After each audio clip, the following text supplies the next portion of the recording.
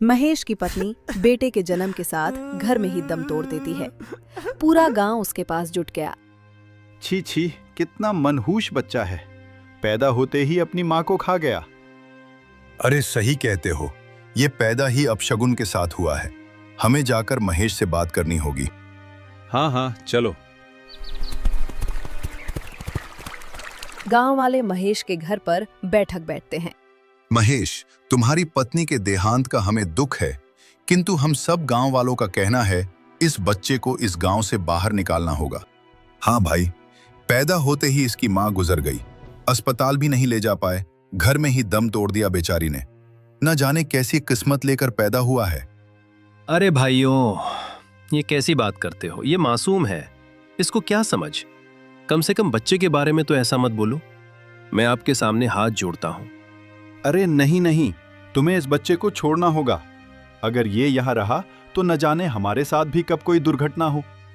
अगर तुम इसे नहीं छोड़ोगे तो तुम्हें भी इस बच्चे के साथ गांव छोड़ के जाना होगा। इस अभागी को नहीं रखने देंगे गांव में। मेरा बच्चा अभागी नहीं है, मैं अपने बच्चे को नहीं छोड़ूंगा। आखिर मैं इस बच्चे को लेकर कहाँ जाऊंगा? तो तुझे भी इस गांव को छोड़ना पड़ेगा। अगर ये बच्चा गांव में रहा तो हम सभी के साथ कुछ न कुछ बुरा होता रहेगा। ठीक है, अगर तुम लोग ऐसा ही चाहते हो तो मैं गांव छोड़कर चला जाऊंगा। अगर मेरे और मेरे बेटे की किस्मत में यही लिखा है तो ठीक है। महेश अपने बेटे को लेकर गांव से बाहर निकल जाता है। पता नहीं किस जन्म की सजा मिल रही है। एक पल में मुझसे मेरी पत्नी छिन गई, और अब जिस गांव में मैंने अपनी पूरी जिंदगी काटी उसे भी छोड़ना पड़ा। मेरा छोड़ो, आखिर इस कल के जन्मे बच्चे का क्या कसूर है? इसे क्यों मां का प्यार नसीब नहीं हुआ? पता नहीं मैं इसे अकेले कैसे पाल पाऊंगा। महेश गांव से बहुत दूर आ जाता है और एक जगह झोपड़ी बनाकर रहने लगता है। महेश सुबह जल्दी उठकर नाश्ता बनाता है और बच्चे को खिलाता और तैयार करता काम पर जाता। अकेले महेश ने भोला को पाल पोष कर बड़ा किया। समय बीता गया और देखते ही देखते अब महेश 20 साल का हो गया था। पिताजी, आखिर हम बाकी लोगों की तरह गांव में क्यों नहीं रहते? और मेरी माँ मुझे छोड़कर क्यों चली गई? मुझे समझ नहीं आता कि हमारे जीवन में इतना दुख आखिर है क्यों? बेटा, मेरे पास तेरे इन सवालों का जवाब नहीं है। शायद हमारी किस्मत में इतनी गरीबी और दुख ही लिखा है। आखिर ये किस्मत कौन लिखता है पिताजी? और उसकी हमसे क्या दुश्मनी है? भोला, तू बहुत भोला है रे। किस्मत लिखने वाले से तू नहीं जीत सकता। जा जाकर काम कर। भोला चुप हो जाता है, लेकिन उसके मन में अभी भी बहुत सवाल थे। कुछ दिन बीत जाते हैं और एक दिन भोला लकड़ी लेने जंगल की तरफ जा रहा होता है। आज तो ठंड भी काफी है, लकड़ियों पर भी ओस जम गई है। सांसें यहीं रुक जाएंगी। चारों तरफ अंधेरा था, कोई ठिकाना नहीं था। कौवे की नजर सामने खड़े भोला पर पड़ी। वो कुछ पल उसे देखता रहा। तुम ही हो ना जिसने मुझे यहाँ छोड़ते समय ढक दिया था? ये क्या हो रहा है? तू बोल रहा है? ये कैसे हो सकता है? एक कौवा इंसान से बातें कैसे कर सकता है? क्या तू कोई जादुई प्राणी है? मैं कोई जादू नहीं हूं। जो कुछ भी है उस नेक महान की दुआ का असर है। कौन सी शक्ति? अगर कोई ऐसी शक्ति होती तो मेरी जिंदगी इतनी खाली क्यों होती? मैंने तो आज तक सिर्फ दुख ही देखा है। हर इंसान की किस्मत कोई न कोई लिखता है। कौन क्या पाएगा, कब पाएगा और कितना सहेगा, सब पहले से तय होता है। अगर मेरी किस्मत कोई लिख रहा है तो उसने मेरे हिस्से में सिर्फ बदकिस्मती क्यों लिखी? लोगों ने मुझे मनहूस कहा। मेरे होने से लोगों की जिंदगियां उजड़ गईं और आज तक किसी ने मेरा साथ नहीं दिया। जिसे ज्यादा सहना पड़ता है उसे ज्यादा समझ भी दी जाती है। हो सकता है तुम्हारी जिंदगी का हर दुख किसी बड़े रास्ते की तैयारी हो। मुझे इन बातों पर भरोसा नहीं है। अगर कोई मेरी किस्मत लिखता है तो मैं उससे खुद बात करना चाहता हूं। मैं उससे पूछना चाहता हूं कि उसने मेरे साथ ऐसा क्यों किया। कुछ देर तक दोनों के बीच चुप्पी रही। उससे मिलना आसान नहीं है, लेकिन एक रास्ता जरूर है। कौन सा रास्ता? एक नेक नीला पक्षी है। वह उन जगहों तक पहुंच सकता है जहां आम इंसान नहीं पहुंच पाता। वो रास्ता बहुत दूर है और मुश्किलों से भरा हुआ है। मेरी जिंदगी से ज्यादा मुश्किल कुछ नहीं हो सकता। अगर उस रास्ते के अंत में मेरी किस्मत का सच है तो मैं वहां जरूर जाऊंगा।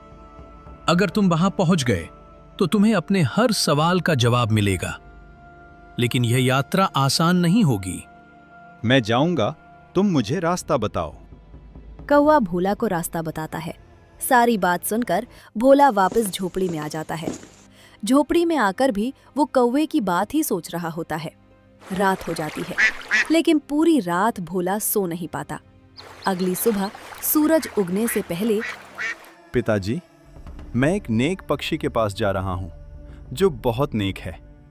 वो मेरी परेशानी का हल बताएगा और मेरी किस्मत ऐसी क्यों है वो भी बताएगा। बेटा, तू जो भी करेगा मुझे विश्वास है सही ही करेगा। उतना सुनकर भोला नीले पंछी की तलाश में अपनी यात्रा आरंभ करता है। कई मील लगातार चलते जाता है। कई गांव, कई जंगल पार करता हुआ भोला आगे बढ़ता है। कुछ देर बाद भोला रामपुर गांव में पहुंच जाता है। रास्ते में छोटे छोटे घर बने थे और कुछ बच्चे खेल रहे थे।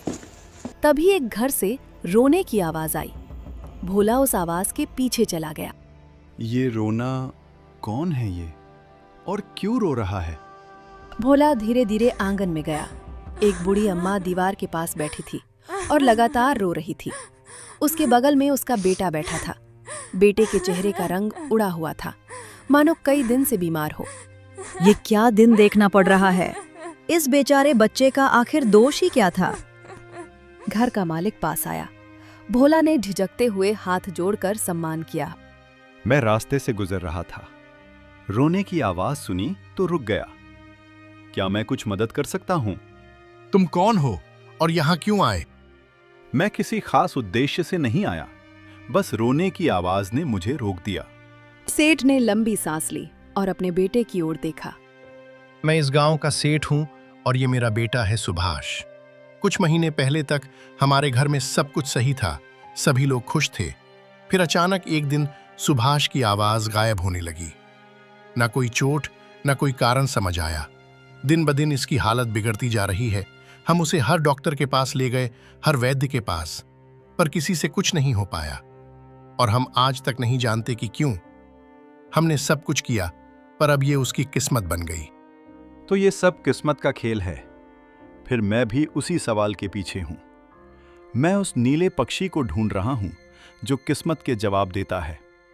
अगर मैं उसे पाऊं तो मैं आपसे ये वादा करता हूं कि मैं उसके सामने ये सवाल रखूंगा कि आपके बेटे की आवाज कैसे लौट सकती है।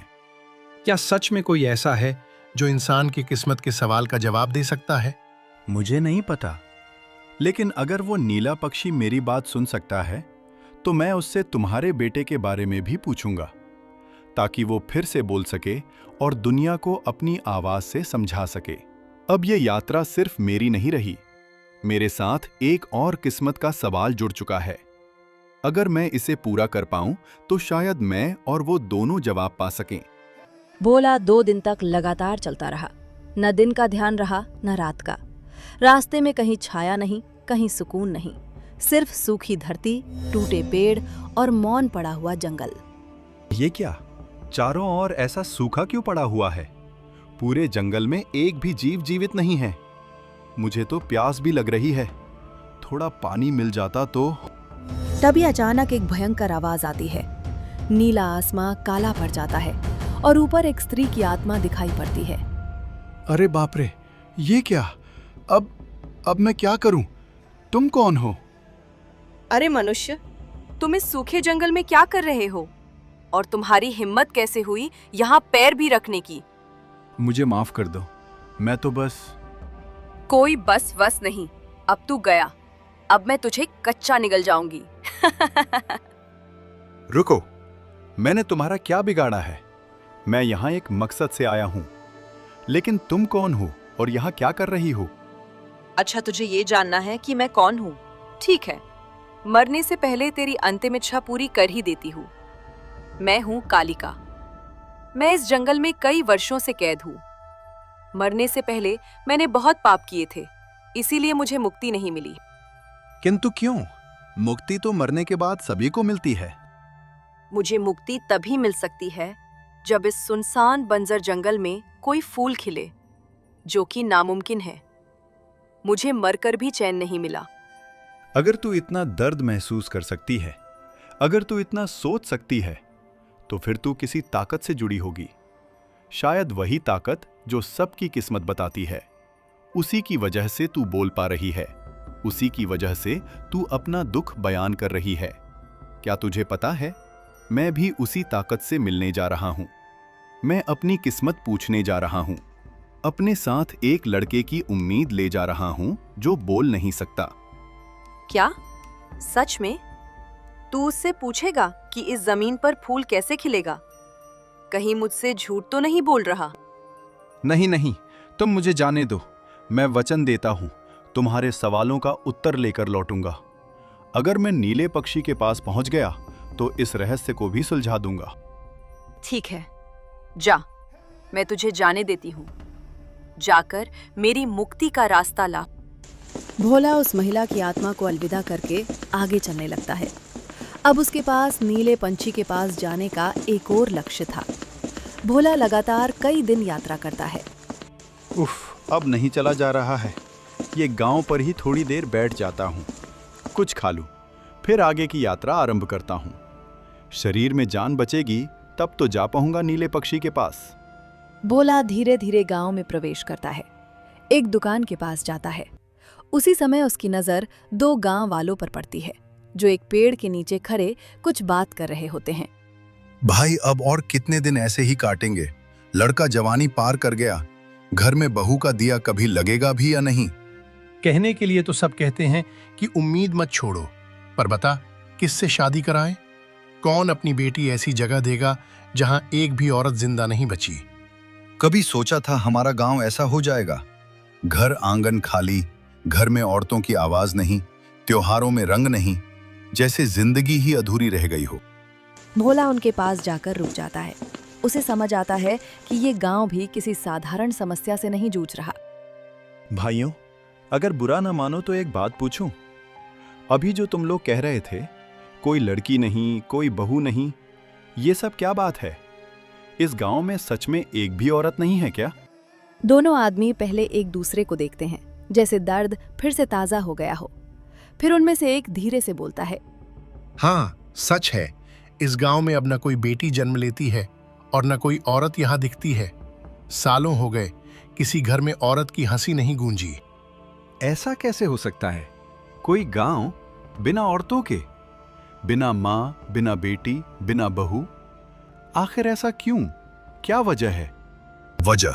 वजह सिर्फ एक लड़की है। एक लड़की जिसकी चीखें आज भी इस गांव की हवा में घुली हैं। एक लड़की जिसे इस गांव ने कभी बेटी बनाकर अपनाया नहीं, बल्कि उसे बोझ समझा। और फिर उस पर जो जुल्म हुआ, उसने इस गांव की किस्मत जला दी। जुल्म? कैसा? मैं कुछ समझा नहीं। पूरी बात बताओ। उस लड़की के साथ क्या हुआ था? ऐसा क्या हुआ कि पूरा गांव ही श्रापित हो गया? सालों पहले इस गांव में एक बच्ची पैदा हुई थी। देखने में इतनी प्यारी, इतनी मासूम, जैसे खुद खुशियों का टुकड़ा धरती पर उतर आया हो। लेकिन उसके माँ बाप के लिए वो बच्ची खुशी नहीं थी। उन्हें बेटा चाहिए था। वो उन्हें सिर्फ बोझ लगती थी। उन्हें लगता था लड़की का जन्म अपशगुन है, खर्च है, शर्म है। और बस एक दिन उनकी नफरत की हद पार हो गई। उन्होंने इंसानियत छोड़ दी। उस मासूम को जिंदा आग के हवाले कर दिया। कोई कुछ नहीं बोला, कोई आगे नहीं आया। पूरा गांव चुप रहा, जैसे सबकी जुबान पर ताला लग गया था। तुम लोगों में से किसी ने भी उसे बचाने की कोशिश नहीं की? किसी ने भी आवाज नहीं उठाई? क्या इतना पत्थर हो गया था ये गांव? गांव वाले नीचे देखने लगते हैं, जैसे उस दिन की शर्म अभी तक उन्हें काट रही हो। हम सब दोषी हैं। किसी ने हौसला नहीं दिखाया, किसी ने उसके लिए खड़ा होना जरूरी नहीं समझा। उस बच्ची ने जाते जाते बस इतना कहा था, जिस गांव में बेटी की जगह आग जले, वो गांव कभी खुशियां नहीं देखेगा। और कहते हैं उसकी आखिरी सांस के साथ ये बद्दुआ इस गांव पर चिपक गया। उस दिन के बाद से न यहाँ कोई बेटी जन्मी, न कोई औरत ज्यादा दिन जिंदा रह पाती। जो आती है कुछ ही समय में बीमार पड़कर चली जाती है। कोई यहाँ रिश्ता देना नहीं चाहता। लोग इस गांव का नाम सुनकर ही डर जाते हैं। ऐसा लगता है जैसे इस धरती ने औरतों के कदमों के लिए खुद को बंद कर लिया है। कितनी अजताकत के सामने खड़ा होऊंगा, तब यह सवाल भी पूछूंगा कि क्या इस गांव को माफी मिल सकती है। दोनों गांव वालों की आंखों में नमी आ जाती है। उनके चेहरे पर पहली बार हल्की उम्मीद दिखाई देती है। अगर सच में कहीं जवाब मिलता है तो हमारे लिए भी पूछ लेना। ये गांव थक गया है इस बद्दुआ से। कुछ देर विश्राम करने के बाद भोला वापस अपने लक्ष्य की तरफ चलने लगता है। कुछ दूर आगे जाता है। झील के किनारे खड़ी थी एक स्त्री की प्रतिमूर्ति। भोला ठहर जाता है। कुछ पल उस मूर्ति को देखता रहता है, फिर जैसे अपने बोझिल मन को झील की ठंडक सौंपते हुए आगे बढ़ने लगता है। तभी रुको रुको, तुम कृपया मेरी मदद करो। भोला का दिल जैसे धक रह जाता है। कौन है वहां? ये जंगल में यहां कौन पुकार रहा है? सामने आओ, आवाज दो, मैं सुन रहा हूं। यही हूं, तुम्हारे ठीक सामने। सामने? लेकिन मेरे सामने तो सिर्फ ये प्रतिमा है। हाँ, मैं ही हूं। यही खड़ी हूं, यही पत्थर में कैद, जिंदा होकर भी मर चुकी। तुम बोल कैसे सकती हो? पत्थर कैसे बोल सकता है? तुम कौन हो? क्यों इस रूप में हो? क्योंकि यह रूप मेरे कर्मों ने मुझे दिया है भोला। कभी मैं भी इंसान थी, सांस लेती थी, हंसती थी, एक परिवार था, एक घर था, एक दुनिया थी जहां मेरा भी अस्तित्व था। भोला धीरे धीरे झील के पास आकर मूर्ति के सामने खड़ा हो जाता है। साफ साफ कहो, क्या हुआ तुम्हारे साथ? कैसे इस हाल में पहुंची? कभी मेरी जिंदगी भी दूसरों जैसी थी। मेरा पति था, परिवार था। लोग कहते थे हम एक आदर्श परिवार हैं, लेकिन सच वो नहीं होता जो दुनिया देखती है। सच वो होता है जो एक बंद कमरे के भीतर जीता जाता है। मेरे पति के अंदर अहंकार, क्रोध, पागलपन और मेरा अपमान। दिन बीतते गए और मेरी आवाज, मेरी इच्छाएं, सब कुछ मिटती गई। मैं डरती रही, सहती रही, टूटती रही। लेकिन फिर गलती हो गई, बहुत बड़ी गलती। मैंने किसी और से उम्मीद लगा ली, किसी और की तरफ हाथ बढ़ा दिया, और उस उम्मीद ने मुझे अपराध की तरफ ढकेल दिया। यानी तुमने अपने पति को? हाँ, मैंने अपने ही हाथों अपने जीवन के बंधन को तोड़ दिया। मैंने सोचा था मैं आजाद हो जाऊंगी, सोचा था कि दर्द खत्म होगा, लेकिन भाग्य को और कुछ ही मंजूर था। भागते हुए रास्ते में मिला एक नेक बूढ़ा। उसकी आंखों में जैसे पूरी दुनिया का सच था। उसने हमें देख लिया, हमारे पाप को पहचान लिया, और उसने कहा, जिसने प्रेम का रूप लेकर पाप किया उसे जीवन का हक नहीं। तुमने जो किया वो अपराध था। किस्मत ने तुम्हें इस हालत में इसलिए डाला क्योंकि इंसान अपने कर्मों से भाग नहीं सकता। तुम अपने पति से दुखी थीं, मैं समझ सकता हूं, लेकिन किसी के जीवन को खत्म करना रास्ता नहीं था। तो अब तुम मुझसे क्या चाहती हो? मैं अपराधिनी हूँ, मैं मानती हूँ। मेरा अतीत मेरा बोझ है, लेकिन अब मैं टूट चुकी हूँ। मेरे अंदर अब पाप नहीं है, सिर्फ पश्चाताप है। मैं बस मुक्ति चाहती हूँ। बस इतना चाहती हूँ कि कोई मेरी गलती स्वीकार न भी करे तो कम से कम मेरा अंत इस पत्थर में कैद होकर न हो।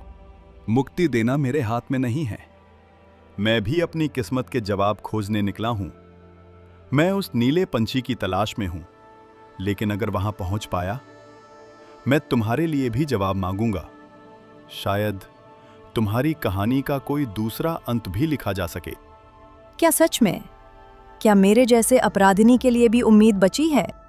जब तक इंसान पछतावा करना सीख सकता है, तब तक उम्मीद कभी नहीं मरती।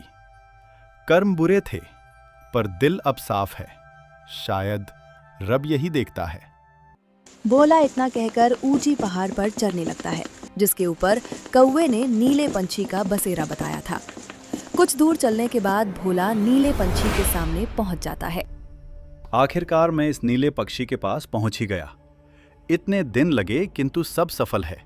अब मैं इस पक्षी से पूछूंगा कि आखिर रब ने लोगों की किस्मत में इतना दुख क्यों लिखा है। हे नीले पक्षी, मैं बहुत दूर से आपसे बात करने आया हूं। ये जगह साधारण इंसानों के लिए नहीं। जो यहां पहुंच जाता है वो अपने दर्द से बड़ा साबित हो चुका होता है। लोग सिर्फ सुना करते हैं, यहां तक कोई पहुंच नहीं पाता। तू कैसे आया यहां तक? मेरे हिस्से में हमेशा दर्द रहा और शायद वही दर्द मुझे यहां खींच लाया। पर मैं यहां सिर्फ अपनी कहानी सुनाने नहीं आया, मैं यहां जवाब लेने आया हूं। लोग कहते हैं तुम किस्मत बताते हो, इसलिए मैं तुम्हारे पास आया हूं। दुनिया अफवाहों पर चलती है। सच ये है कि मैं किसी की किस्मत नहीं बताता। मैं एक नेक पक्षी हूं जो बस किसी को उसकी किस्मत सुधारने का रास्ता बताता हूं। अगर तुम किस्मत नहीं लिखते तो फिर मेरी जिंदगी में इतना अंधेरा किसने लिखा? क्यों मेरी मां मुझे जन्म देते ही छोड़ गई? क्यों गांव वालों ने मुझे अपशगुन कहकर बाहर फेंक दिया? क्यों हर कोई मुझे बदकिस्मत कहता रहा? क्यों मुझे हर मोड़ पर दर्द ही मिला? कौन है जिसने बचपन से मेरी हर खुशी छीन ली? नीला पंछी भोला की बात का कुछ उत्तर नहीं देता। वो कुछ सोच में डूब जाता है। भोला वापस नीले पंछी से कहता है, मैं यहां मौन देखने नहीं आया हूं। मैंने अपनी थकान, अपनी जान सब दांव पर लगा दी। तो तुम चुप क्यों हो? तुम्हें जवाब देना होगा। मुझ जैसे इंसान के हिस्से में हमेशा दर्द ही क्यों आता है? इसका जवाब तुम्हें देना पड़ेगा।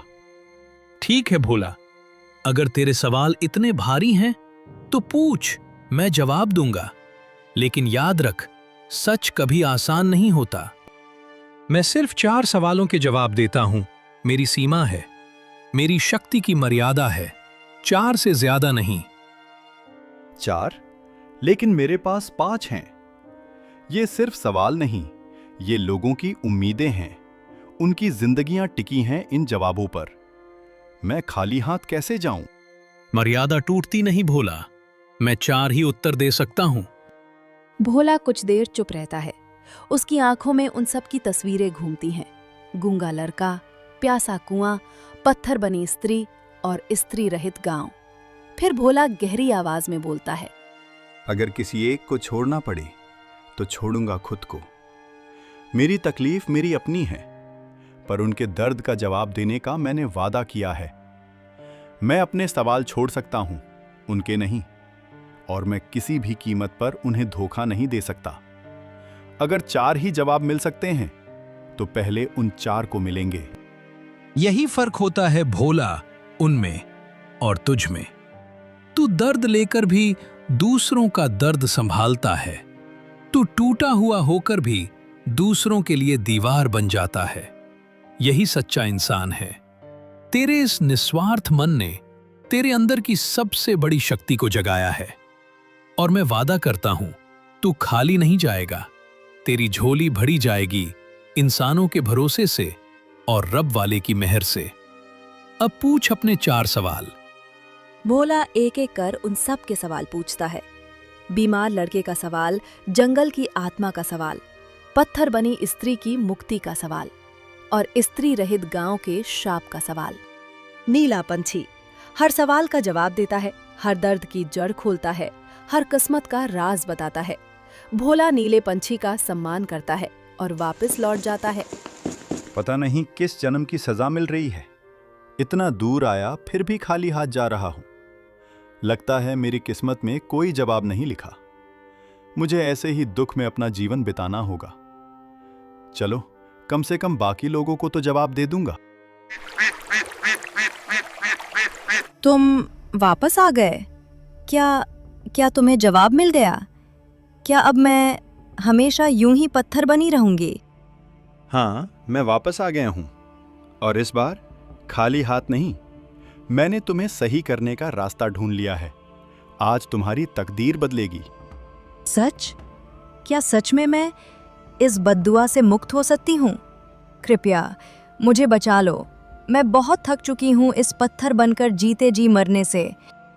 मैं रब से दुआ करता हूं कि तुम अभी के अभी ठीक हो जाओ। मेरी दुआ कबूल होगी, क्योंकि मैंने अपनी किस्मत का सवाल नहीं पूछा है।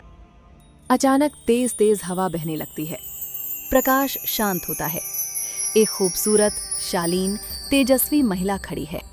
रब तुम्हारा लाख लाख शुक्र। भोला, तुमने सिर्फ मेरी बद्दुआ नहीं तोड़ी, तुमने मेरी जिंदगी लौटा दी। मैं तुम्हें क्या दूं? मेरे पास कुछ भी नहीं सिवाय दुआओं के। दुआएं ही काफी हैं। मैं बस किसी की मदद करना चाहता था। तुम्हारा मुक्त होना ही मेरी जीत है। तुम एक असाधारण इंसान हो। स्वार्थ छोड़कर दूसरों के लिए जीना बहुत कम लोग कर पाते हैं। तुम्हारी ये भलाई एक दिन तुम्हें बहुत ऊंचा ले जाएगी। तुम्हारी किस्मत अब खुद चमकेगी। अब जाओ भोला, तुम्हारी यात्रा अभी खत्म नहीं हुई।